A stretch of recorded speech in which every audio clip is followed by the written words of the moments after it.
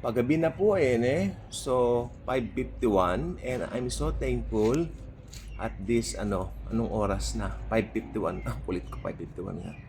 Nakikita pa natin yung araw, 5:51. Look. 5:51 yan You still see the Oo, yung araw.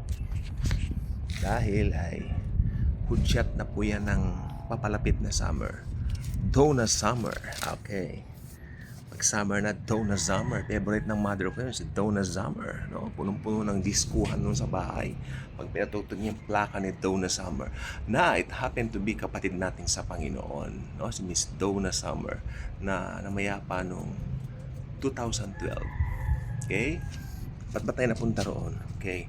So, right now, I would like to give you an assurance, no? To something that pwede nating ito lang verse na ito buhay na tayo no? We can just have this assurance. Sabi ng Bible, magpalakasan tayo instead na mag-insert tayo ng kung ano. Magpalakasan tayo at alam niyo ako minsan napapansin ko rin minsan masyado ako nag-share ng mga nangyayari sa buhay namin, minsan di maganda pero ngayon palakasan I really need to be strong dahil sa totoo lang po ngayon not really doing good actually.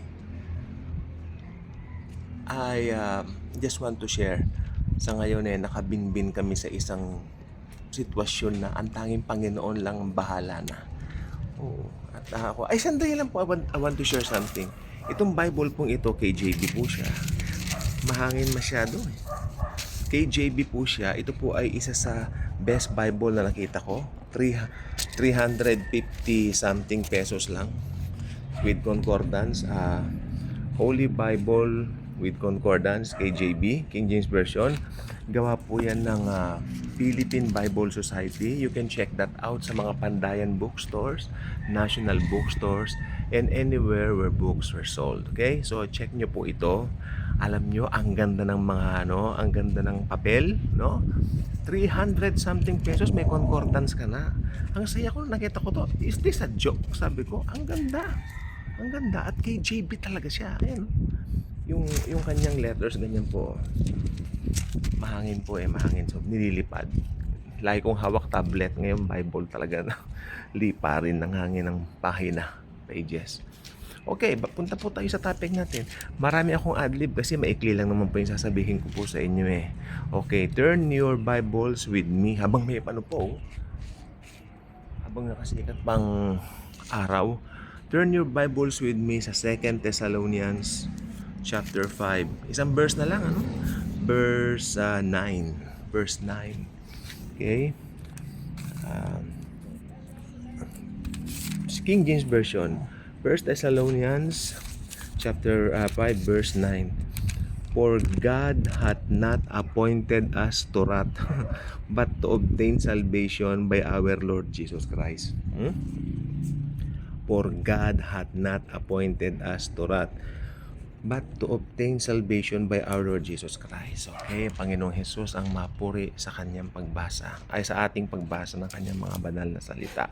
Isara ko na nga itong Biblia ito, nililipad baka magkandala, lukot pa bago-bago Okay. So, ang topic po natin ngayon, nakita po natin, hindi po tayo in-appoint sa wrath. No, we are not appointed sa wrath. Okay, yun po siya. Tayo po ay in-appoint dahil iniligtas na po tayo. Kaya I believe yung verse na yun, hindi lang po ako may believe doon. Lahat, marami na nabasa ang Bible, lahat ng yun. May assurance po sa atin. Unang-una, eternal life. May eternal life tayo kay Christ. Then, syempre, hinihintay natin yung pagtagit po sa atin anytime sa rapture. No? At, alam nyo, matutupad po lahat ng yan. Kalma lang, huwag masyadong atat. Nandito pa, hindi pa natutupad, maybe because the Lord I mean kasi kanina po nakapanood ako, kaya ito nag-lead na naman ako sa akin to vlog. Napanood ko po kasi yung ang ganda ng production, pero I'm so sad I forgot the channel. Oo, yung tungkol sa mga naiwan sa tribulation. It's so sad what they experience. Ang ganda ng production, although AI lang siya. Alam niyo po ba, damang-dama mo yung wala ng mga tao sa kalsada. Nangyari yan ng COVID eh. Di ba dito sa Metro Manila, nung lumalabas kami, ano ba yan, walang tao. I mean, ganun. Ganun po nangyari. Ganun po talaga. Nakita mo. Tapos, ang kaibahan nga lang, hinahabol sila. Dahil tinatanong sa nagtatago, ilolocate talaga sila. Eh, hindi po biro ang gagawin ng Antichrist. No? Pero alam niyo po ba, pinakita rin doon, which is good, dahil pinakita rin sa palabas na yon, although AI, ako nga nasabi ko na AI siya, pinakita rin po doon na talagang, anong tawag dito, pumipila po talaga yung mga tao to have the mark for a convenient living, for a convenient life. Talagang nasa tao po talagang tinuran natin sa ating mga sarili. Yan talaga, nasa kalikasan natin yan na, komportable dito ka. Pero talagang doon sa palabas na yon, which is mangyayari po yun sa future, ang ganda, no? Ang pamagat noon, parang parang sa choice, parang the final choice ang pamagat yata, parang ganon. The final choice. Yan. Parang tingnan na lang po niyo nandito po sa YouTube, tingnan na lang po niyo. Ang ganda-ganda niya. Isang oras po siya. Ang ganda ng pagka-AI niya. Galing. Tapos nga lang kaya nag-vlog ako eh.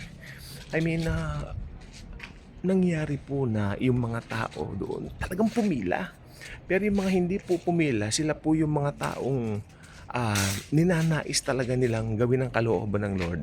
Dahil unang-una, alam nilang na left behind sila. Pinakita rin doon na left behind sila kasi tinanggahan nilang gospel on church age. Ang ganda. Talagang pre-trib rapture yung binibigay doon to. Kasi pagkatapos ng rapture, umpisa na nag-rapture. Ang hinahanap ko lang yung nakulangan ako dun sa figura ng Antikristo kasi pinakita lang siya 2 beses, no? Siguro pinakita, nag-focus. Depende sa pagkakagawa ng Wala naman ang part yun eh. So tignan na lang yung the final choice.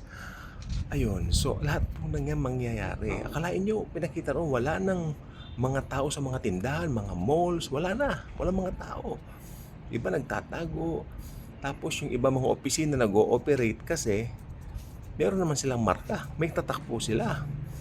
Pero kahit may tatakpo sila, limitado sila kasi anong tawag dito, sila po ay namomonitor ng Antichrist. Lagi. Ang ending po kasi noon, gusto kong ending sana yung second coming eh. Pero hindi po, ang ending noon yung kinapture sila. At sa bagay, kung ikaw naman ay biblical na tao, doon na po ang ending noon. Kasi pinakita rin sa ending na lumabas na sa sukdulan yung kasamaan ng Antikristo doon. So yung panoorin lang po the final choice, no? Pero mangyayari po talaga yan na yung mga nasisilayan natin ito, magpasalamat tayo, nasa church age pa rin tayo. Maganda itong panahon na ito, palubog ang araw, no? Sunset, sunrise, sunset. May kantang ganon. Di ba? Yun, magpasalamat tayo na nasasaksihan natin ang sunrise. Ganon din, nasasaksihan din natin ang sunset. We have to be very thankful sa Panginoon. Dahil tulad ng nabasa natin dito sa Bible, sabi dito, hindi natin ma-experience yung wrath dahil anong tawag dito? Tayo po ay kanyang ira-rapture na. Okay? We're saved by grace, not by anything na ginawa natin, at lalong hindi ng religion. Talagang nagpapantig-anteng ako kapag religion. Gagawin mo your own doing, maliligtas ka sa gawa mo. No way. Kaya ang kalayaan natin, taglay natin dahil sa ginawa ni Christ sa cross, and every day magpapasalamat tayo sa Kanya. Alas 6 na po ng gabi, nakapag-vlog ako. Thank you Lord, nakapag-vlog pa ako. Maliwanag pa kasi. Ano pa kasi tayo? Anong tawag dito? Papunta na sa summer, no? Doon summer. Okay, so salamat po ng marami. Again, tong Bible pong ito, Holy Bible with Concordance. Check nyo po, no? Iba kasi pagka doctrinal ang usapan, ang bubuksan yung Bible pag doctrinal, it should be KJV, King James Version of the Bible. Dahil ito pong pinakamalapit sa wikang Grego at sa wikang Hebreo, Greek and Hebrew.